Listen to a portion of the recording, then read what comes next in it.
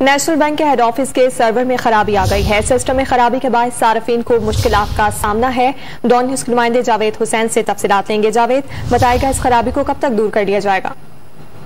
जी देखें, इस हवाले से जो नेशनल बैंक के हुकाम है उनसे हमारी बात हुई है। उन्होंने कहा है कि ये सुबह से जो है वो नेशनल बैंक के सर्वर में खराबी आई है और इसमें जो टेक्निकल टीम है नेशनल बैंक की वो इस पर काम कर रही है और इस हवाले से स्टेट बैंक को भी आगाह कर दिया गया है कि सुबह से जो है वो लेन देन नहीं हो रहा किसी भी ब्रांच में मुल्क भर की, जिसकी वजह से ये खराबी के बाद सार्फिन को शदीद मुश्किलात का सामना करना पड़ा है और सार्फिन के इवन के जो क्लियरेंस के लिए चेक्स जमा किए गए थे वो भी उन्हें कॉल करके वापस किए जा रहे हैं मुख्तलिफ ब्रांचेस में।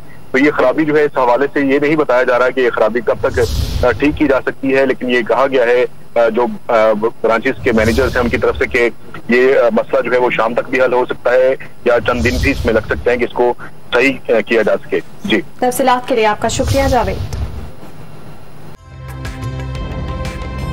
ताज़ा तरीन वीडियोस के लिए हमारा YouTube चैनल सब्सक्राइब करके बेल आइकन प्रेस करिए ताकि आपको मिले हर अपडेट सबसे पहले।